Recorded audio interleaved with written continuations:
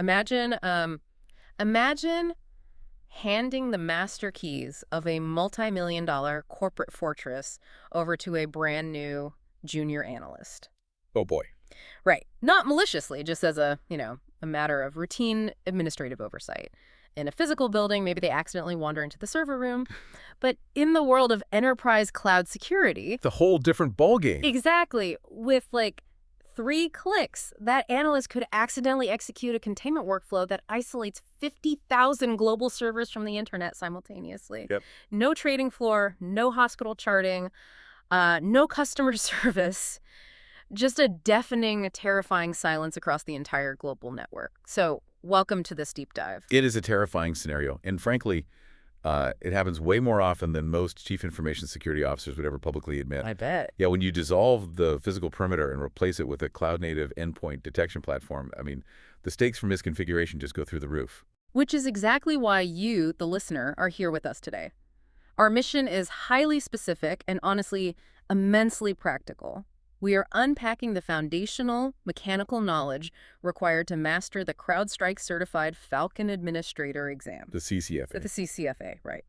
Whether you're sitting for the certification next week or you're an IT director trying to optimize your organization's security posture without, breaking the business, or you just want to know how top-tier endpoint defense actually works under the hood, this conversation is your roadmap. Absolutely. We've pulled together a massive stack of sources for this one. The official CCFA study guides, CrowdStrike University training catalogs, deeply detailed platform module documentation, and transcripts from actual field practitioners who do this every single day. And we are not just going to read you a list of facts to memorize. Right. No one wants that. No, because to pass the CCFA, and more importantly, to actually manage an environment of this scale in the real world, you have to understand the underlying mechanism. You have to know the why. Exactly.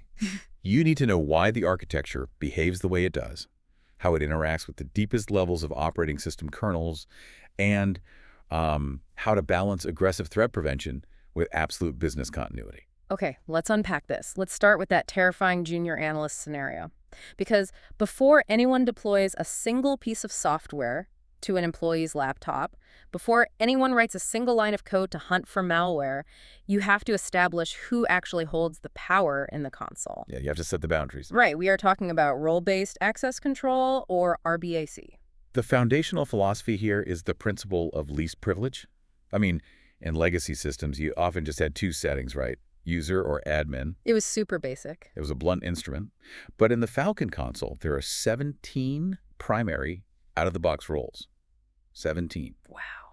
And the CCFA exam will ruthlessly test your ability to look at a user's job description and apply the exact surgical permissions they need and nothing more. So let's look at the absolute top of the mountain, the master key. That's the Falcon administrator role. That is the pinnacle. A Falcon administrator holds read and write access across all modules, policies, settings, host management functions. If you hold this role, you have God mode over the tenant. God mode. I like that. So the sources flag a few specific actions that are entirely exclusive to this role. For example, API client and key management. Yes. Why is that locked up so tightly? I mean, if I have an automated dashboard that just needs to pull a list of missing Windows patches, why do I need a God-tier admin to set up that connection? Because application programming interfaces, or APIs, are the ultimate backdoor if they're mismanaged. Okay.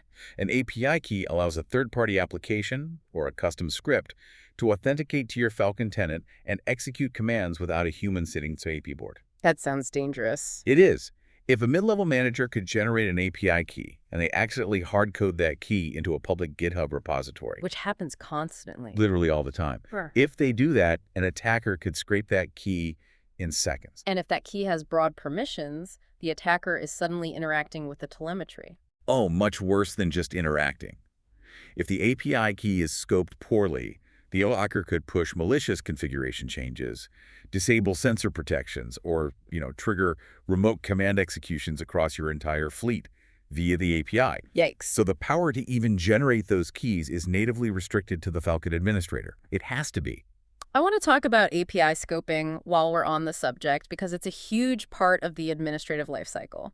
When that Falcon admin goes in to create the key for our hypothetical patching dashboard, they don't just generate a generic master key, right? Not if they want to keep their job, no. Right. When generating the key, you are presented with a matrix of API scopes. You must apply that same principle of least privilege we just talked about. So for the dashboard. For your dashboard, you would select read access specifically and exclusively for the vulnerability scope. You leave write unchecked, you leave real-time response unchecked, you leave host management unchecked. So even if that specific API key is compromised, the blast radius is contained. Like the attacker can see that Susan in accounting hasn't updated her Adobe Acrobat, but they can't actually touch Susan's machine. Precisely. It's all about limiting the blast radius. Now, another power reserved exclusively for the Falcon administrator is the management of custom indicator of attack, or IOA rule groups. Okay, I read about this. Yeah, the sources emphasize that there is no standalone IOA manager role in the console. That feels a bit restrictive, honestly. Like if I have a dedicated threat hunting team, shouldn't they be the ones managing the hunting rules? I get why you'd think that. Okay. It sounds counterintuitive until you understand what a custom IOA actually does to the system. Okay, explain that. You aren't just running a search query. You are inserting behavioral logic directly into the prevention engine on the endpoint itself. Oh, wow. Yeah. If your threat hunter writes a sloppy rule to block a suspicious command line argument, and that argument happens to be used by your company's proprietary payroll software, they will instantly bring down the payroll department. And nobody gets paid. Nobody gets paid.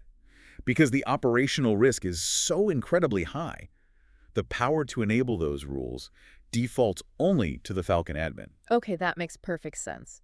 So let's look at the other end of the spectrum. The sources highlight a specific trap regarding the read-only role. The Falcon analyst read only. This is a classic exam trap. Let's say I give this role to an auditor who just needs to see what's happening. They can still run basic search queries, right? I mean, reading is basically searching. Actually, no. And that's exactly the trap the exam will try to catch you on. Wait, really? Yes. The read-only role is strictly a viewer of pre-computed data. They can look at existing dashboards, they can read pre-generated incident reports, and they can view the configuration policies. But they absolutely cannot execute an event query for any data source. Wait, why? If they can only read the data, what's the harm in letting them search it? It's just reading. Because querying raw endpoint telemetry, the event data, is computationally expensive and, more importantly, it can expose incredibly sensitive unparsed data. Like what? A raw telemetry search might return command line arguments containing plaintext passwords, or proprietary financial data being processed in memory, or internal infrastructure routing details. Oh, I see. Yeah, read-only gives you this sanitized high-level view. It does not give you permission to go spelunking through the raw memory events of the entire company. That is a brilliant distinction. That makes a lot of sense. And that brings us to the automation enablers, which is a massive focus of the CCFA. We're talking about Falcon Fusion SOAR, security orchestration, automation, and response. This is where RBAC gets incredibly nuanced. To lay the groundwork for you, the listener, SO is the engine that lets you build workflows. Like, if X happens, do Y. If a high-severity malware alert fires, automatically contain the host and send a Slack message to the security team. That's a SO workflow. Right. And many of those workflows are triggered by event queries. So, here's my analogy for this, and I want you to tell me if this maps to the exam reality. Let's hear it. Being in a SOAR environment is like being on a nuclear submarine. Okay. You have a sonar operator whose entire job is to listen, query the ocean, and identify targets. That's an essential, highly skilled job. But you absolutely do not connect the sonar operator's console directly to the torpedo launch mechanism just to make things more efficient. That is a phenomenal way to visualize it. You have to separate the identification of the threat from the execution of the response, right? Yes, exactly. If you give a standard security analyst the ability to query all endpoint data, and that query is tied to an automated containment action, a poorly written regex query could accidentally match thousands of legitimate machines. And suddenly you're torpedoing your own fleet. Suddenly your automation is attacking your own infrastructure. Yes. So how does CrowdStrike govern this in the console? How do they stop the sonar guy from launching the torpedoes? It strictly links the SR workflow capabilities to the user's underlying data querying permissions. To build an automated action based on an event query, the user must have the specific authority to query that specific data source. Which means the Falcon administrator and the workflow author can query everything, all modules, all third-party integrations. They hold the launch keys. Yes. But look at how CrowdStrike segments the operational lanes for everyone else. Take the Falcon security lead. They can query all modules plus threat intelligence data. You okay? But if you look at the Falcon investigator role, they are restricted to querying EDR, endpoint detection and response data, vulnerability management, and incident data. And the forensic investigator goes even deeper into isolation, right? The sources say they are strictly limited to forensics data, like EDR and incidents. They can't query vulnerability management at all. Exactly. Think about the operational reality here. A forensic investigator is brought in to analyze the memory dump of a complex, state-sponsored malware strain that just executed. They do not need to know if the marketing department's laptops are missing a Google Chrome update. No, they don't care about that at all. Right. So by hard-coding that restriction into the RBAC, you prevent a forensic investigator from accidentally building SIR workflows that impact patch management, which is completely outside their domain. So if you are sitting for the CCFA, you really have to picture this matrix. If a question asks, which role is required to trigger a SAR workflow based on an XDR detection context, you have to know that a standard Falcon investigator simply does not have the query access to do it. You need an XDR administrator or a workflow author. Exactly. You have to know the boundaries of the sandbox. Okay, so we have locked down the console. The human perimeter is secure, our administrators are provisioned, our SAR workflows are restricted, and our API keys are scoped. The foundation is set. But a locked console doesn't protect the actual computers. Now we have to push this platform down to the endpoints. We have to deploy the Falcon sensor. This is where theoretical security meets physical IT infrastructure. And I'll tell you, if you don't understand the network mechanics of how the sensor communicates, your deployment will fail silently. That's terrifying. But before we get to the network stuff, the sources spend an enormous amount of time praising the lightweight architecture of the sensor. Oh, it's incredible. They say the installer is typically under 35 megabytes. Now, for anyone who has worked in IT for more than a decade, that sounds impossible. Right. Legacy antivirus suites were like hundreds of megabytes. They required massive local databases of malware signatures that had to be updated twice a day. How does a 35 megabyte file actually do anything? Because it is fundamentally not an antivirus scanner in the traditional sense. Okay. It doesn't contain a massive database of bad file hashes. The Falcon sensor is essentially an event forwarder and a localized machine learning execution engine. So it's watching, not scanning. Exactly. It sits at the kernel level of the operating system, Right. whether that's Windows, macOS, or Linux, and it observes behaviors. It watches processes spawning, network connections opening, and files being written to memory. Gotcha. It evaluates those behaviors against a highly optimized, localized AI model and simultaneously forwards the telemetry up to the CrowdStrike cloud for massive scale analysis. That totally explains the size. But the most crucial operational fact, and this is a guaranteed point on the exam, is about how it integrates with the operating system without disrupting the user. You're talking about the reboot requirement. Yes. Or rather, the lack of one. Yes. Every time I update my graphics card drivers or install basically any heavy software on my own machine, Windows demands a reboot. Oh, always. If you are an enterprise IT admin pushing this to 50,000 global endpoints, a forced reboot means 50,000 interrupted Zoom calls, lost spreadsheets, and furious executives. It's an absolute nightmare, which is why the exam requires you to know this unequivocally. The Falcon sensor does not require a reboot upon deployment. Wait, really? None at all? It installs silently and begins communicating with the CrowdStrike cloud immediately. I have to push back on that, mechanically speaking. If it's installing a driver deeply into the operating system kernel, how does it avoid a reboot?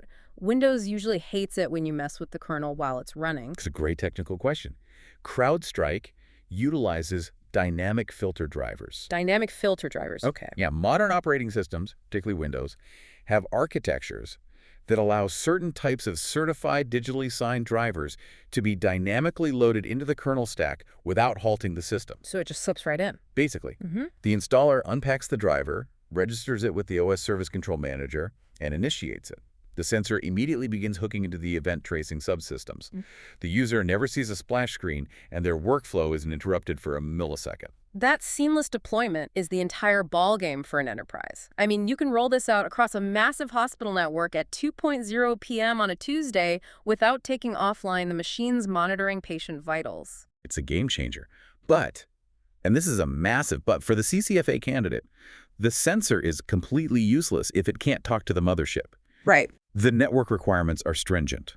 The sources say it communicates with the CrowdStrike cloud entirely over TCP port 443, which is standard HTTPS encrypted traffic. Correct. And crucially, it is outbound only.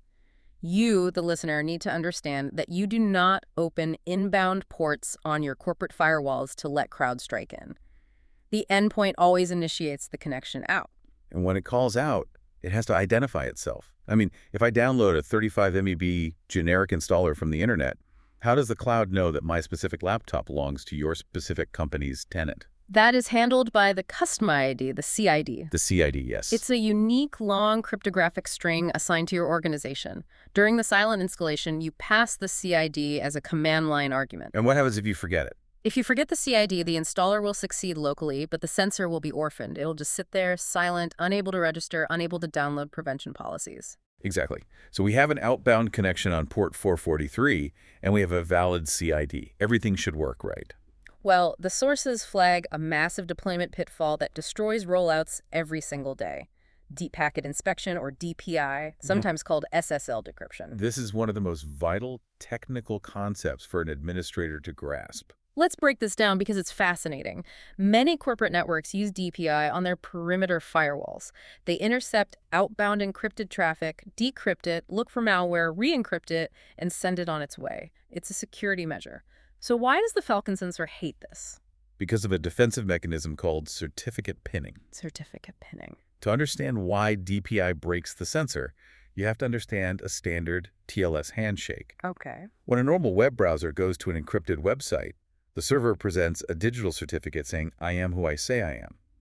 The browser checks that certificate against a list of trusted root authorities stored on your computer. If it matches, the connection is trusted. Right, that's how normal web browsing works. But an advanced threat actor can compromise those local root authorities on your computer and issue a fake certificate, forcing your machine to connect to a malicious command and control server instead of CrowdStrike.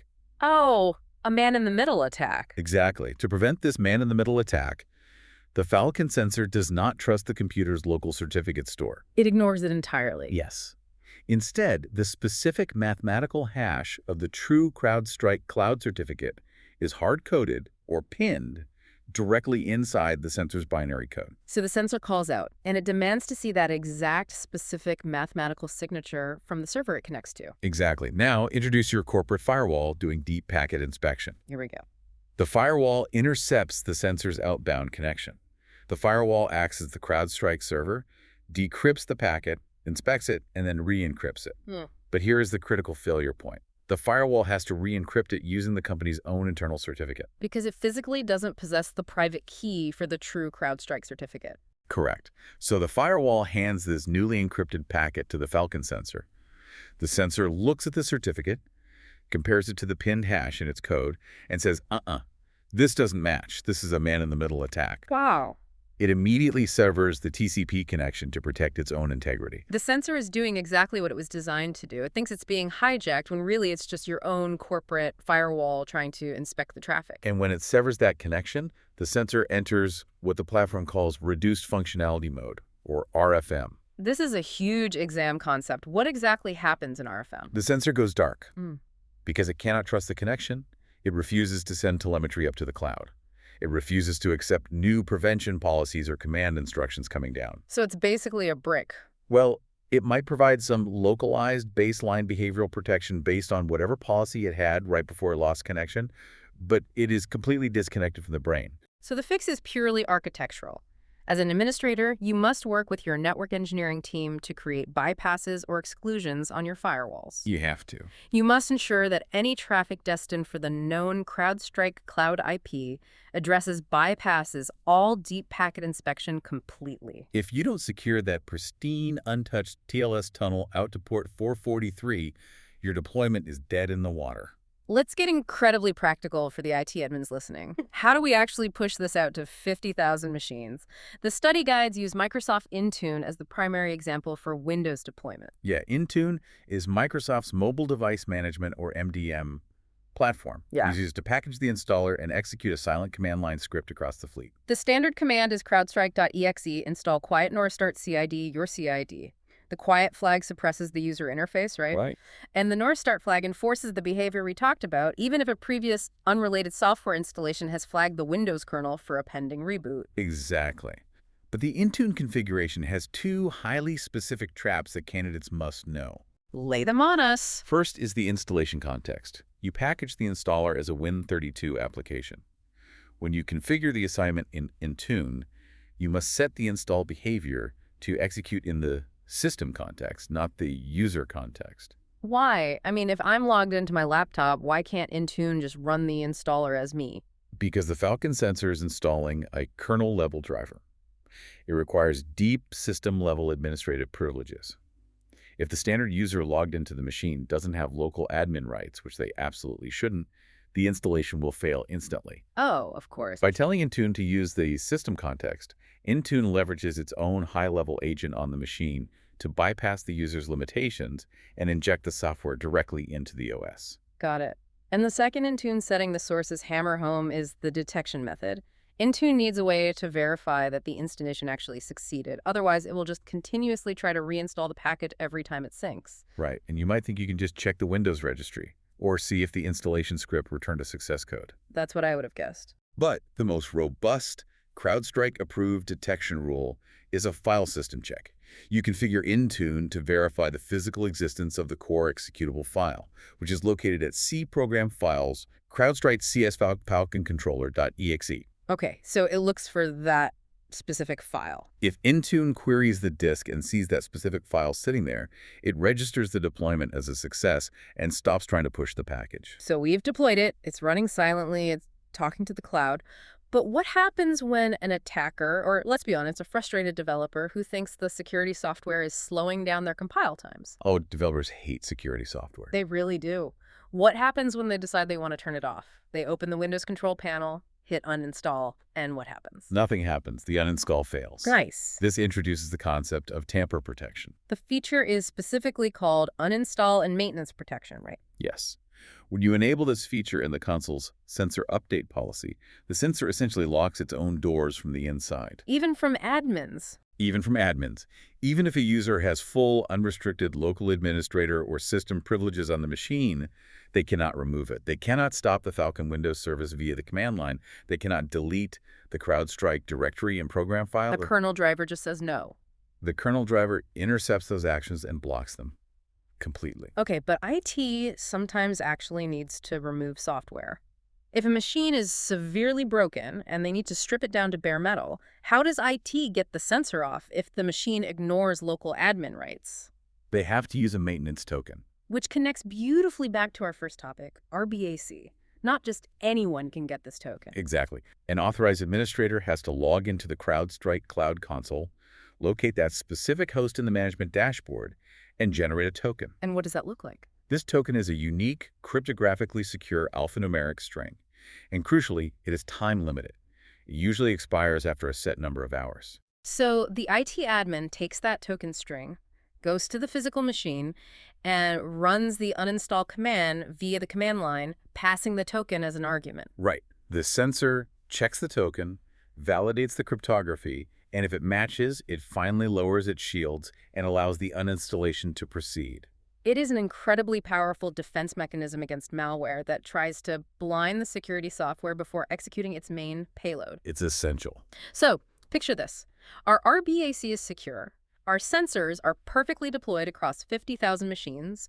They are communicating through the firewalls. They are locked down with tamper protection. We're looking good. But right now, they are just passive observers. Right. They are logging events, but they aren't stopping anything. We have to tell them how to fight. We are moving into prevention policy configuration. This is the core of the administrator's daily operational life. A sensor without a prevention policy is just an extremely efficient logging tool. Right. The policy is the rule book. Yeah. It dictates when the sensor should intervene, when it should block a file, kill a process, or quarantine a machine entirely. And this is where the sources get really adamant about a concept that feels deeply counterintuitive to a lot of business leaders. I mean, if a company just spent millions of dollars on a next-generation security platform, the CIOs wants to see a return on investment immediately. Of course they do. They want the administrator to flip every switch to block and turn on maximum prevention on day one. But CrowdStrike explicitly says, do not do this. Why? Because an enterprise IT environment is infinitely complex. You aren't just running standard Microsoft Office and Google Chrome. No, definitely not. You have proprietary accounting software built 20 years ago. You have custom automation scripts written by an intern who left 3 years ago. These legacy custom applications often behave in ways that look exactly like malware. Give me an example. What does a custom app do that looks bad to an AI? Okay, let's say you have an in-house inventory application. When it updates its database, instead of writing cleanly to a standard file path, it injects code directly into the memory space of another running process to share data faster. Okay, that sounds suspicious. To a machine learning model, cross-process memory injection is a classic technique used by ransomware to evade detection. Ah, I see. So if you turn all prevention settings to maximum on day one, the sensor sees that inventory app, flags the memory injection as malicious, and instantly kills the process. And suddenly, your entire warehouse operations halt. Exactly. You create a tidal wave of false positives, Hmm. the IT help desk is crushed by thousands of tickets, the business leaders lose faith in the tool, and they demand you turn it off. Security fails because you were too aggressive. Wow. So to avoid that self-inflicted disaster, the CCFA outlines a strict 3-phase deployment approach. Yes, you ease the organization into the protection. Yeah. Phase 1 is called monitor-only coexistence. During this phase, you are often running the new Falcon sensor right alongside the company's old legacy antivirus software. Right. You set the Falcon prevention policies to their lowest possible settings. It watches, but it doesn't block. So it's just learning. This phase provides the critical breathing room required to establish a baseline of normal activity for your specific environment. The sensor observes all that weird custom accounting software, and it throws silent alerts to the console. Your security analysts review those alerts, realize the software is legitimate, and create allow list exclusions. You are tuning the instrument. You're teaching the AI what normal looks like in your house. Exactly. But you mentioned running it alongside the legacy antivirus. The sources emphasize a technical hurdle here. Oh yeah, the fighting. When two security agents are running simultaneously, they can literally fight each other. If a file is downloaded, the legacy AV might try to lock the file to scan it, while the Falcon sensor is also trying to inspect the file handle. That sounds like a recipe for a crash. It is.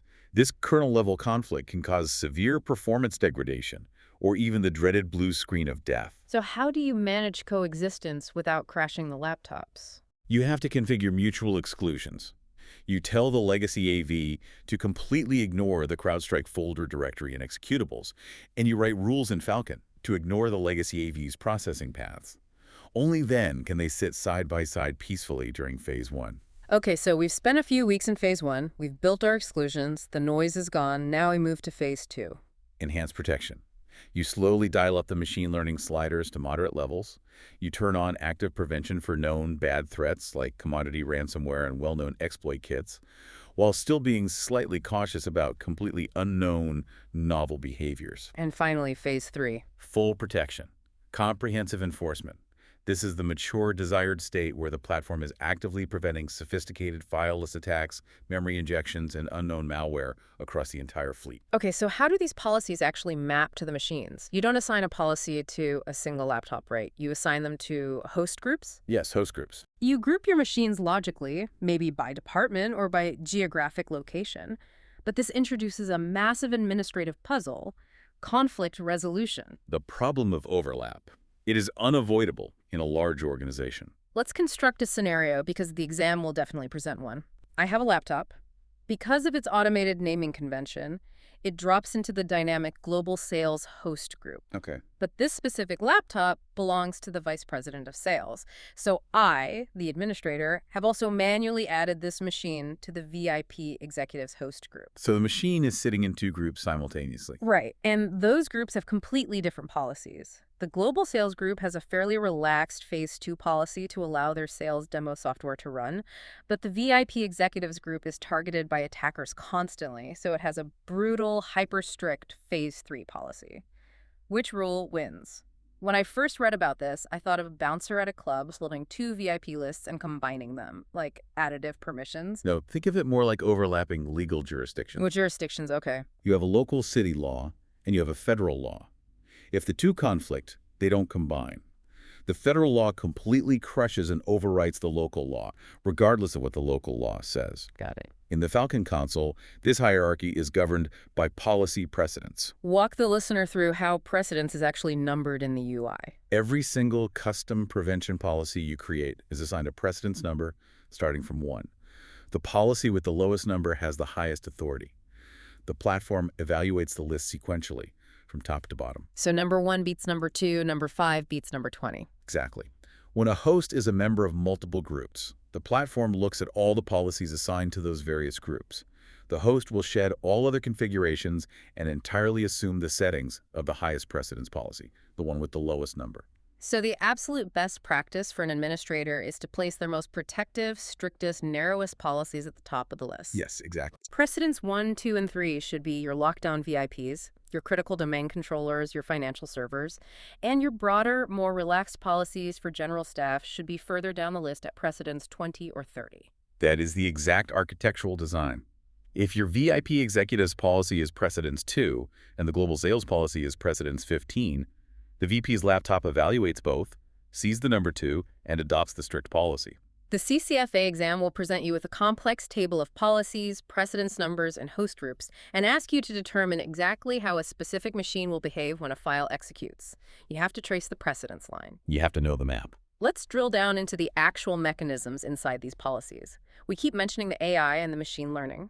Falcon uses 2 distinct engines, Sensor ML, which executes locally on the device's CPU, and Cloud ML, which leverages the massive computing power of the CrowdStrike threat graph. And administrators have granular control over both. For each ML engine, there are independent slider settings for both detection, which just logs the event, and prevention, which actively blocks it. The exam requires you to know the specific levels of these sliders. They range from disabled up to cautious, moderate, aggressive, and finally extra aggressive. What is the default and why? The recommended baseline default across the industry is moderate. In the context of machine learning, you are always managing the tension between type I errors, false positives, blocking good software, and type 2 errors, false negatives, missing actual malware. The sweet spot. Moderate is the mathematical sweet spot. It provides high efficacy in catching threats while keeping the false positive rate low enough that your IT help desk doesn't mutiny. If you crank that slider to extra aggressive, you are telling the feature extraction engine to be incredibly paranoid. If a file looks even 5% suspicious, kill it. Which is an entirely appropriate setting for a highly secure lockdown server that only does one specific job, like a database backend. It should never run new executables. Makes sense. But if you put extra aggressive on a software developer's laptop, they will be blocked every 10 minutes because compiling new unsigned code naturally looks suspicious to an ML model.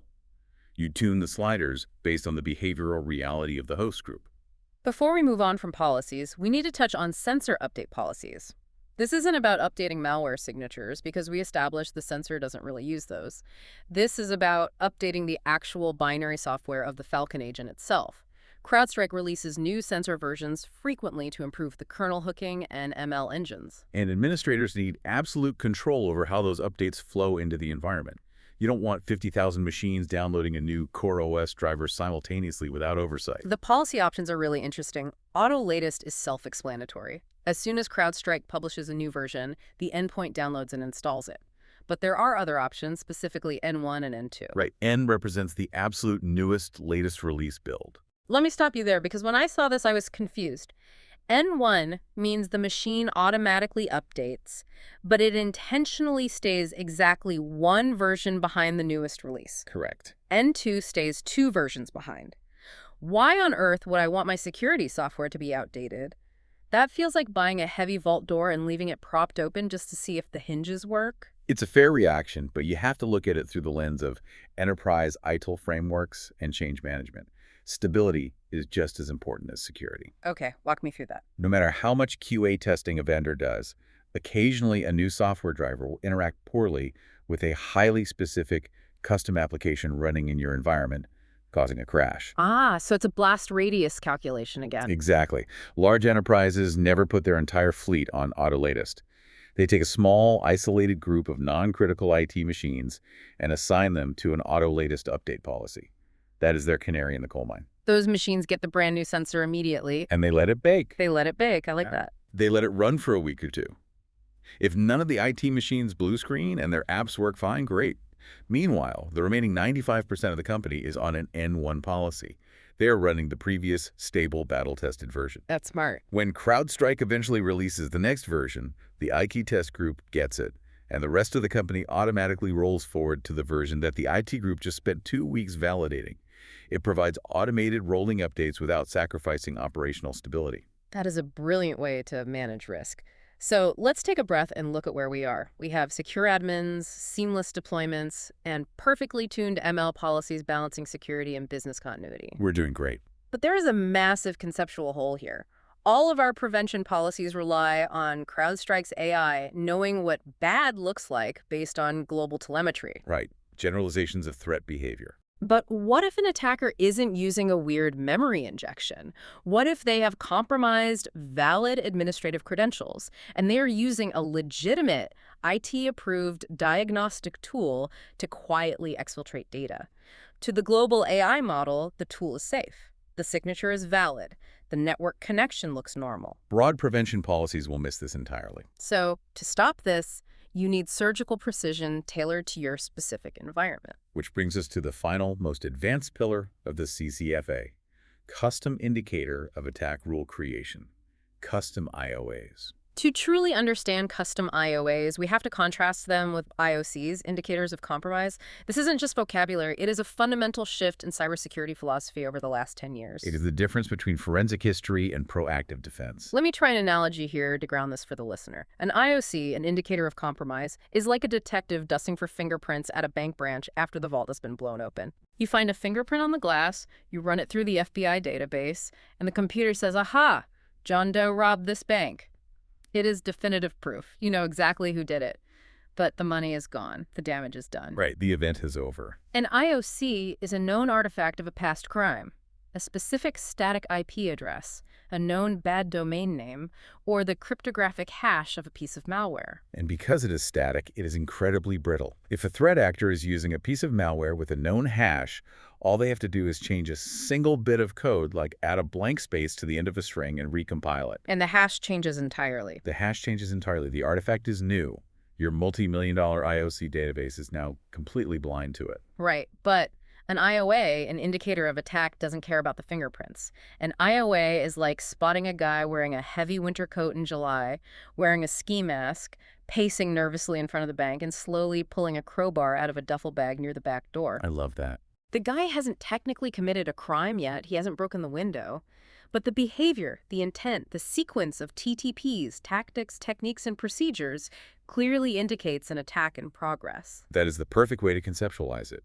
An IOA doesn't look at what the file is, it looks at what the process is doing. And this is crucial for defending against living off the land attacks. Expand on that, living off the land.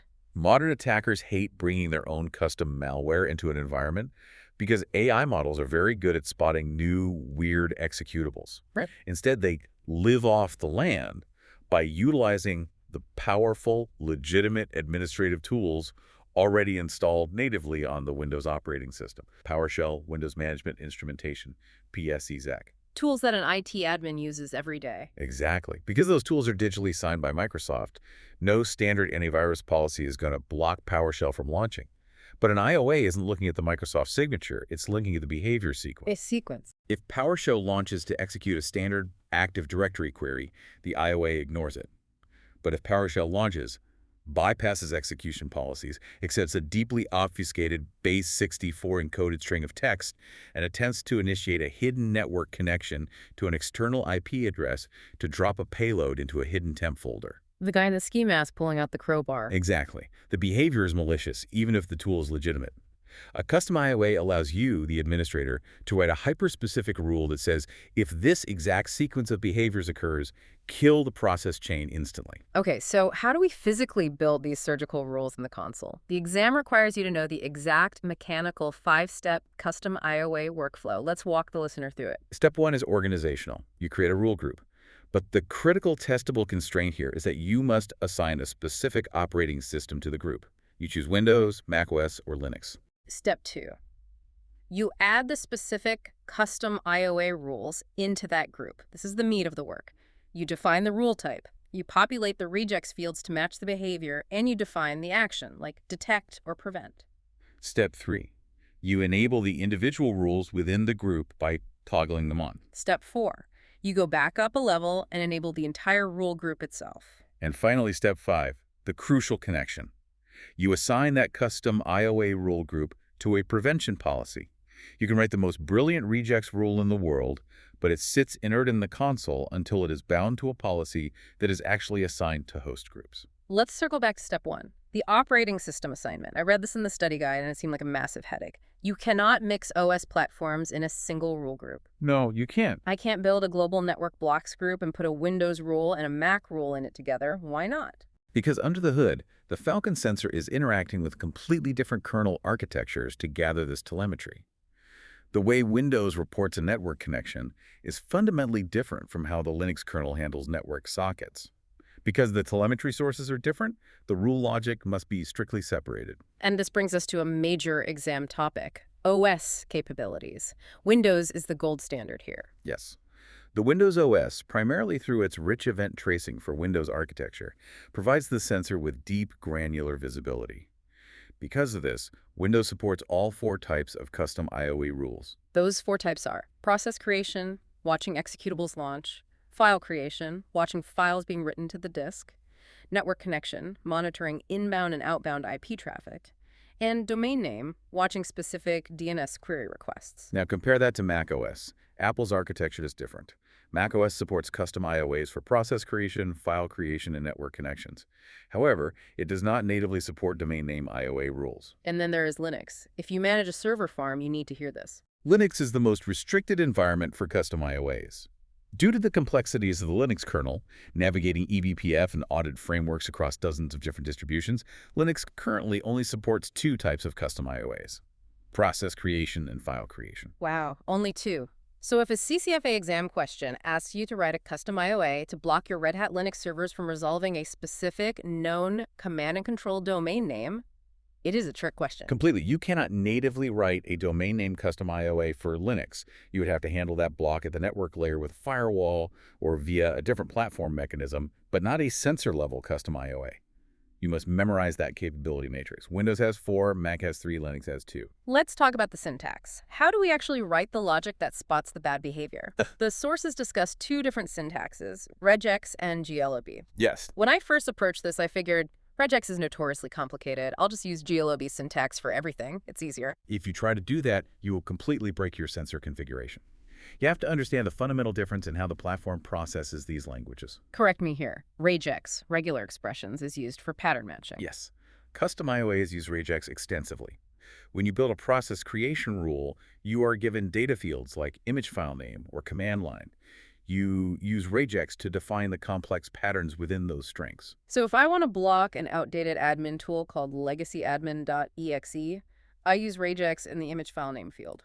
And because you're using regex, you can use anchors and wildcards. You can write a regex expression that says only trigger if the string ends exactly with legacyadmin.exe. This prevents you from accidentally blocking a completely different file named not the legacyadmin.exe.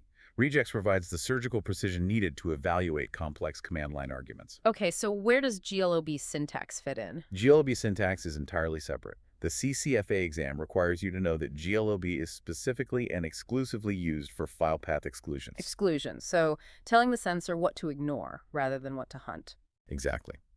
Let's go back to our custom accounting application that writes weird temporary files and triggers the machine learning engine. You know the behavior is safe. You need to tell the sensor to back off. You use GLOB syntax to create a file path exclusion. You write a rule like cprogram files accounting app temp.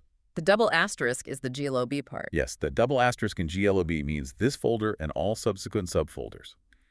GLOB is a much simpler, less computationally expensive string matching language. When the sensor is evaluating millions of file writes a second, it needs to check the exclusion list instantly. GLB allows to do that without bogging down the CPU evaluating complex regex patterns on every single file handle. That is a phenomenal distinction for the listener. Regex is the complex language for writing the hunting rules, the IOAs. GLOB is the fast, simple language for writing the blindfolds, the exclusions. Keep them separated in your mind, and you'll nail those questions on the exam. All right, one last critical real-world best practice before we wrap up.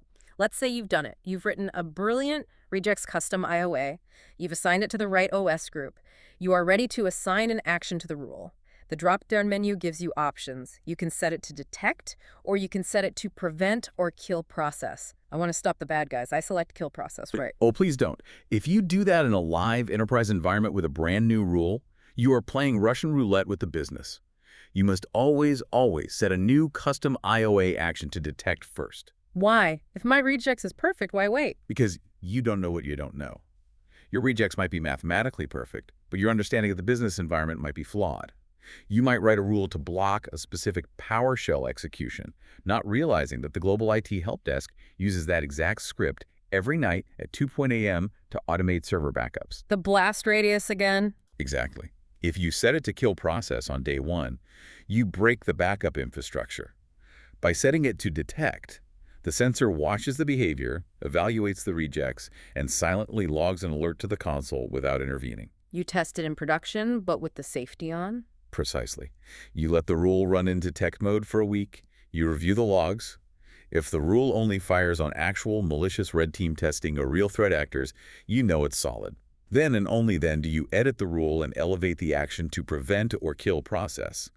It is the ultimate discipline of a professional administrator. Incredible. We have covered a massive architectural journey today.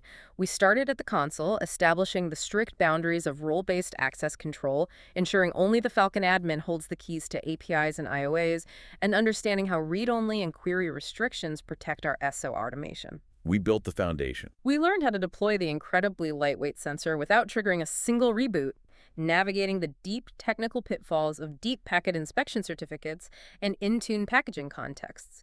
We explored how to layer our defenses with a three-phased approach to prevention policies, mastering precedence jurisdictions, and machine learning sliders. The day-to-day operations. And finally, we learned how to think like an attacker, shifting from artifact-based IOCs to behavior-based custom IOAs, carefully separating our regex hunting from our GLOB exclusions. It is the complete life cycle of enterprise endpoint management. If you master these mechanics, you aren't just ready for the CCFA exam, you are ready to secure a Fortune 500 network. But I want to leave you, the listener, with a final thought, something to mull over as you prepare. Throughout this entire deep dive, we've talked extensively about humans setting the rules, humans writing complex regex, humans configuring policy sliders, humans meticulously scoping API keys to prevent disaster. Right, it's very manual right now. But the sources we reviewed also point to the horizon. They discuss CrowdStrike heavily training massive generative AI models, specifically platforms like Charlotte AI. Yes, the platform is evolving from machine learning to generative intelligence rapidly. So here is the question. As these Gen AI models become sophisticated enough to analyze real-time behavioral telemetry and instantly generate their own mathematically perfect, custom IOA regex strings on the fly, what happens to the role of the CCFA? That's the million-dollar question. Will the administrator of the near future spend less time manually writing syntax and more time auditing and managing the split-second automated architectural decisions made by the AI? It is a profound shift. The human-AI feedback loop is going to change the very definition of an administrator. You transition from being a mechanic who builds the rules by hand to being a governor of intelligent algorithms. Right. You are no longer building the bank vault wall by wall. You are managing an AI that is dynamically rearranging the geometry of the vault every millisecond based on where it senses the attackers are looking. It's an exciting time to be in the field, but the foundational mechanics we discussed today will always be the bedrock you have to understand first. Absolutely. Thank you so much for joining us on this deep dive. Take these concepts, build them out in your own lab environments, trust the architecture over the assumptions, and best of luck on your path to mastering the platform.